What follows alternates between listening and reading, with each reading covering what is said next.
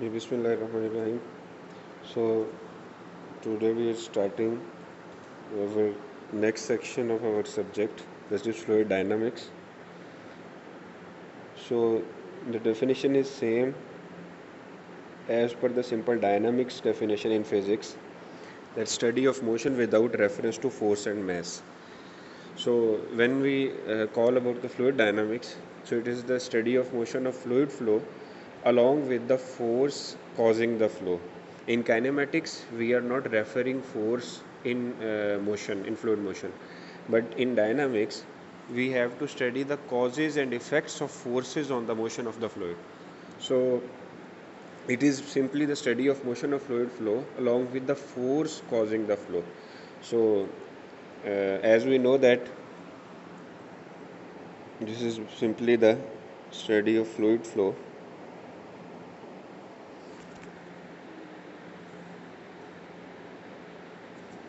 along with the force causing the motion.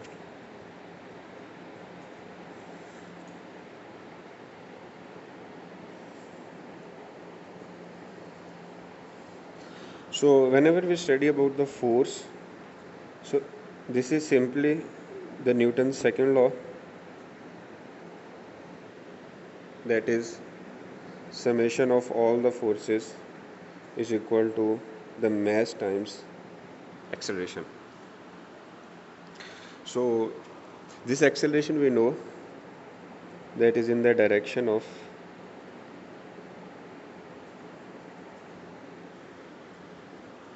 net force. So we are basically interested in calculating the forces, and before that we should know that how many forces can be catered while studying the fluid motion. So there are basically the 5 forces we need to know in the fluid motion. Number 1 is the body force, that is gravity, force of gravity. The second one is pressure force, which is simply the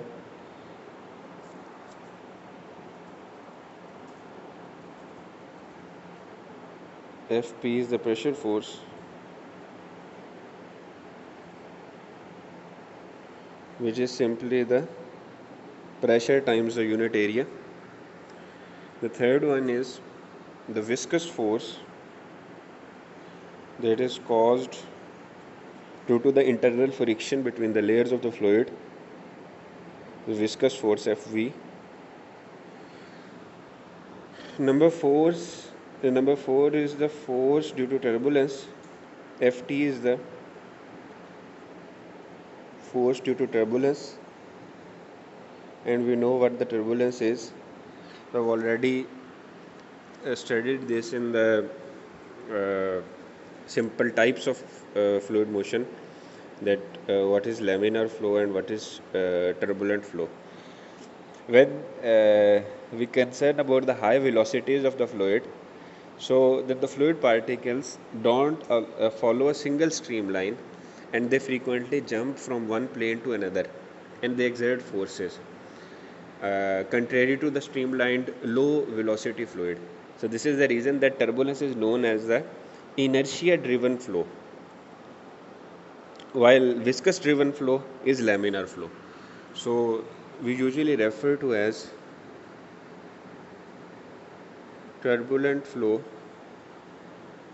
is the inertia driven flow, and laminar flow is viscous driven flow.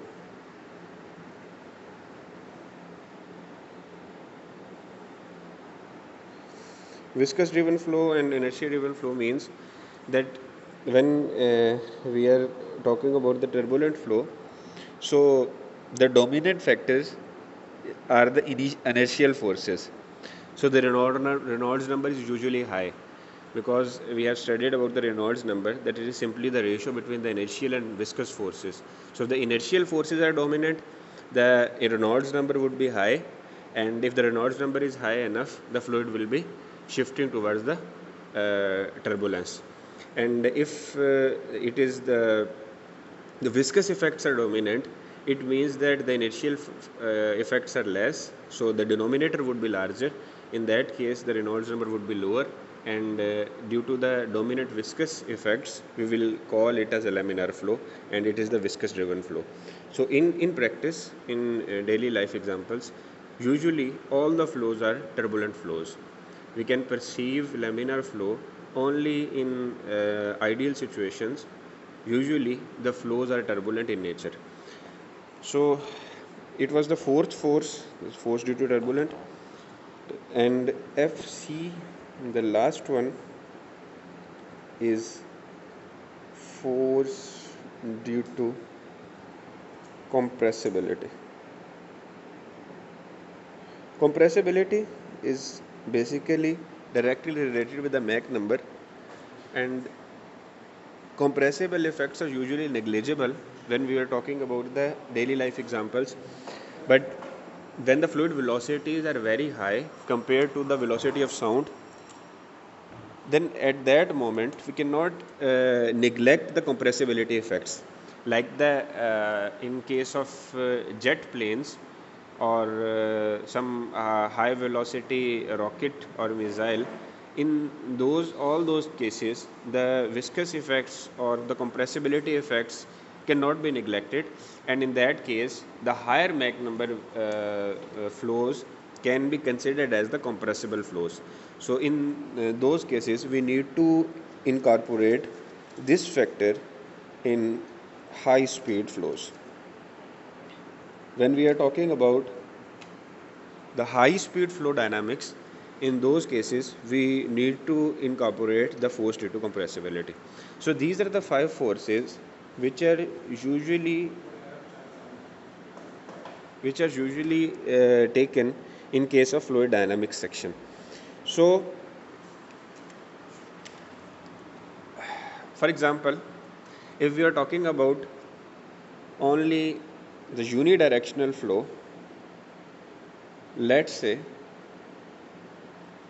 that flow is in x-axis, then in that case the resultant force will be x component of the force of gravity, x component of force of pressure, x component of viscous forces, x component of the force due to turbulence, and x component of force due to compressibility. So we have to sum up all the forces to find the resultant force in that x direction. So as far as the number of forces is concerned, whenever we remove one or more forces, the flow behavior entirely changes.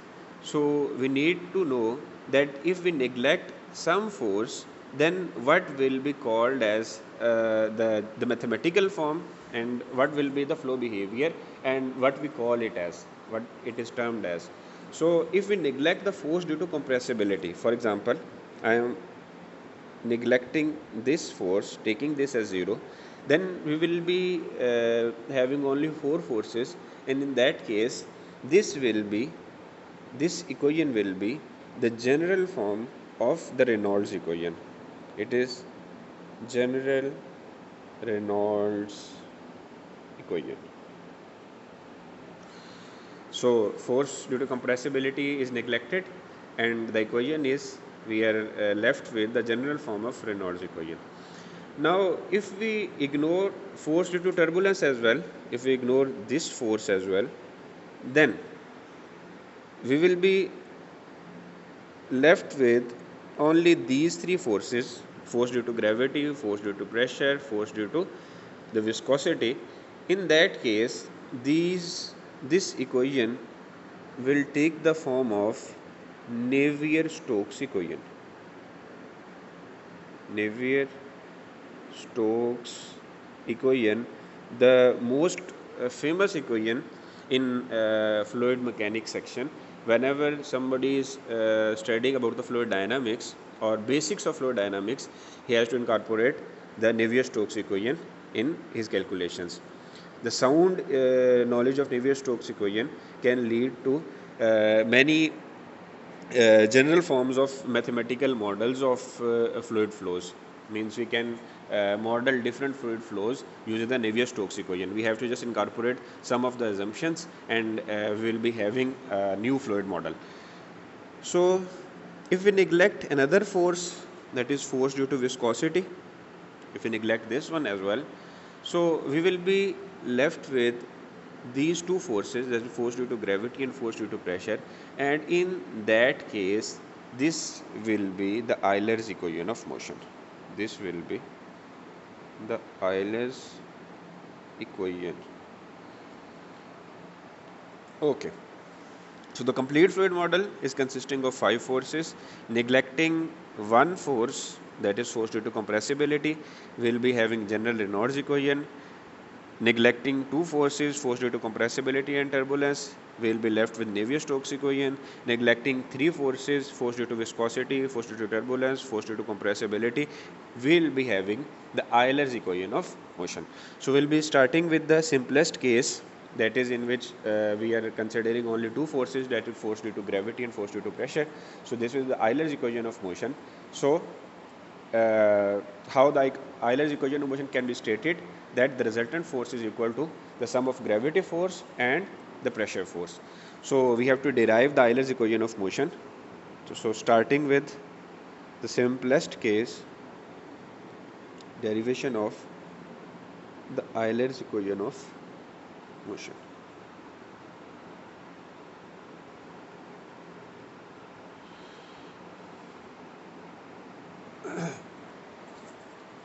So let's say we have a streamline like this, and we are taking a cylindrical fluid element,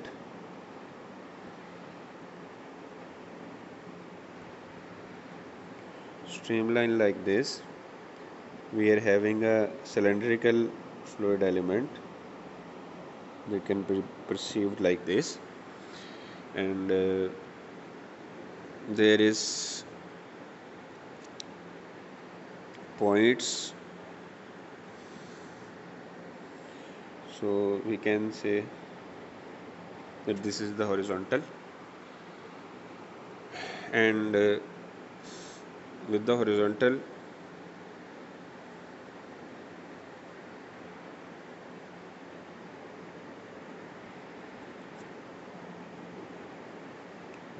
here is point A, and the other case is having this one, point B.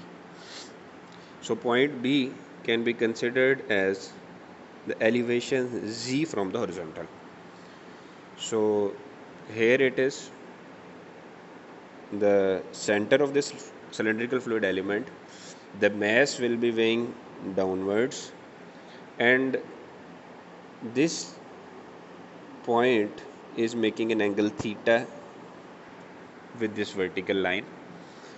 Let's say the length of this fluid element is considered as ds, differential ds, and the cross-sectional area of this cylindrical element can be considered as dA.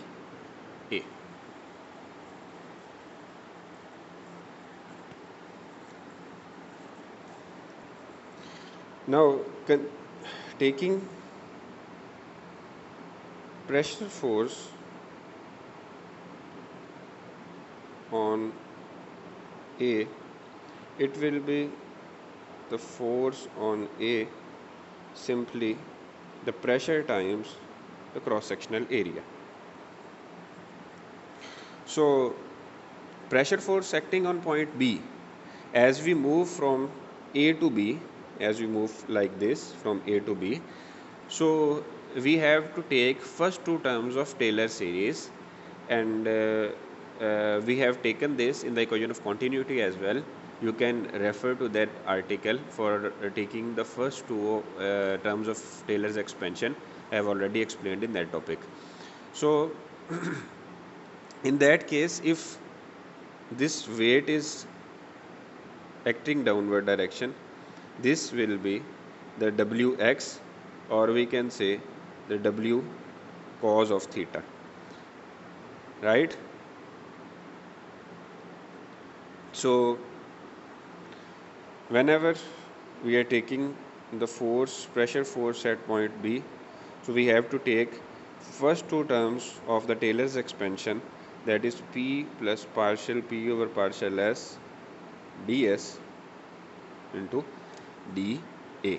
As we move along this streamline, the pressure force goes on changing. We are not considering right now that it is whether increasing or decreasing, but it is for sure it is changing, and we can take that by having first two terms of the Taylor's expansion. Now, taking the other force, if the density of fluid is rho and g is the acceleration due to gravity, we know.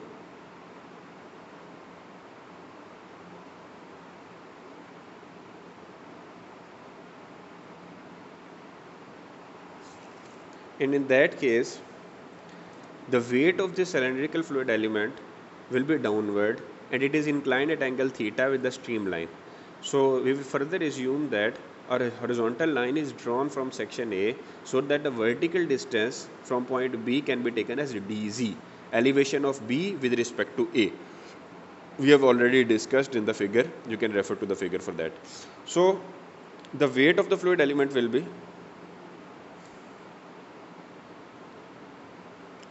it is simply W is equal to mg, factorizing m, so it will be rho dV into g. So how to factor out dV? It is simply the differential of volume. Volume is simply the area times of one dimension. So putting value over here, rho dA dz into g, and we have already taken that rectangular component of weight will be in x direction is Wx is W cos of theta. Substituting W over here, so it will be rho dA dz g cos of theta. So it is we are taking only the W cos of theta component because it is the component along the streamline, and so it is along the motion of the fluid particle.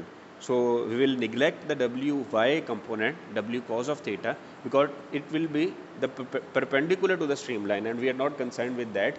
We are only concerned with the motion of the fluid particle. So the motion of the fluid particle is along the streamline. So we are taking the component of weight that is along the streamline, along the motion of that fluid particles. So now applying Newton's second law, so Fs is equal to MAS. So S is the streamline. So force along the streamline is mass times acceleration along the streamline. So we are taking this sum of forces as positive. So this much is positive. Summation of F is equal to m times the acceleration. So how the summation of forces will be taken? So it would be PdA minus the pressure force at B will be P plus partial P over partial S ds dA minus the weight is also along this direction. So it will be the weight rho g dA ds cos of theta is equal to rho times dA ds. It is the mass, and acceleration is simply the as. It is mass. Rho dA ds is the mass, and as is the acceleration along that direction. So the expanding this equation, we will get to know PdA, negative of PdA minus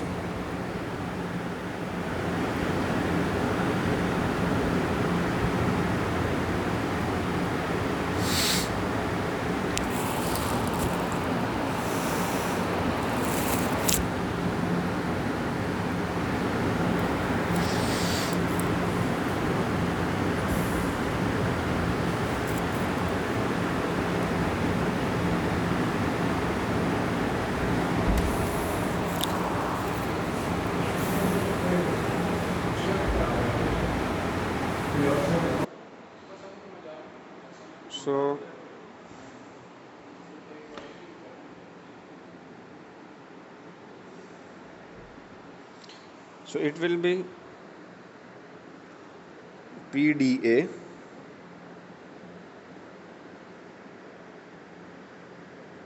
minus PdA minus partial P over partial S ds dA minus rho g dA ds cos of theta is equal to rho dA ds into as. So this is the expanded equation, the complete equation. So PdA, positive and negative, would be cancelled out, and figuring out this equation more, we'll be having the velocity along the streamline. So if the velocity along the streamline is v, then the fluid acceleration can be written as the sum of local and convective accelerations. We have already studied the acceleration along the fluid particle in one dimension. So acceleration in one dimension can be taken as as is the partial v over partial t. It is simply the local or temporal equation, and v partial v over partial s, it is simply the spatial, or you can say the convective, or you can say the advective acceleration. So this is advective acceleration, the term representing advective acceleration, and this is the local, or you can say the temporal acceleration.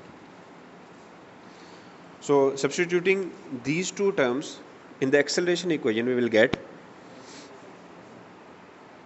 minus partial P over partial S ds dA minus rho g dA ds cos of theta, and its right hand side will take the form rho dA ds partial v over partial t plus v partial v over partial s. Okay, if the flow is steady,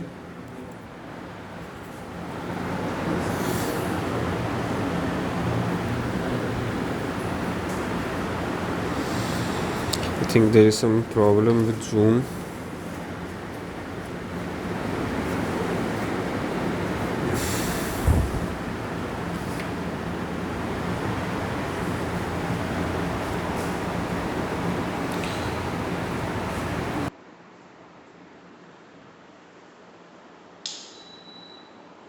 So I'm sorry, there is problem with Zoom. So I'm writing that equation again, the last equation. So it was negative of partial P over partial S ds dA minus rho g dA ds cos of theta. We were left with these two terms only. The two terms were cancelled out, and the right hand side will take the form rho dA ds partial v over partial t, the temporal acceleration, and v partial v over partial s, that is the advective acceleration. So if the flow is steady, in steady flow, we have already studied that the temporal term will be 0. If the flow is steady, then the temporal term will be 0, and in that case,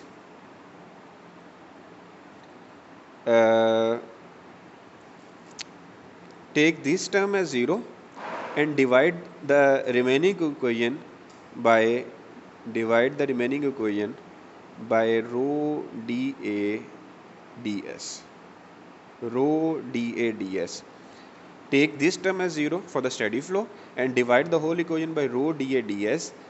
The equation will take the form minus partial p over rho partial s minus g cos of theta plus v partial v over partial s is equal to 0. So this will be the final form of the equation. You can refer to this as an equation 1. Now from the figure, we can assume a right angle triangle in which here is an angle theta from that streamline from that figure. You can refer to this triangle having an angle theta. Here the angle is right. Here is the ds dimension. This is the elevation from the horizontal, that is dz. So we can write cos of theta in this equation, which is simply the base over hypotenuse. So base of this equation will be adjacent to theta angle, that is dz, and hypotenuse is opposite to 90-degree angle, opposite to right angle, that is ds. So equation 1 can take the form, we'll just substitute the cos of theta in that equation.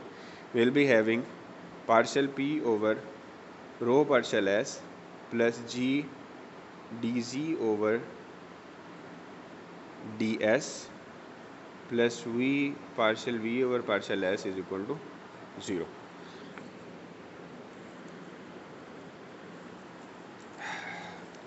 Now there is an other point to be considered over here that is simply the point of partial differentiation. We already know that the partial differentiation is usually taken when the flow or any variable is dependent upon more than one variables. So here the streamline is only varying along the s direction, so there is no need of taking partial differentiation over here. Means the partial differentiation will make no sense. What does the partial meaning is that the variable is dependent upon more than one variable. So here the variable along which the streamline is varying is s, so we can take partial with the complete derivative. Means these partial signs can be changed with the complete differentiation d signs.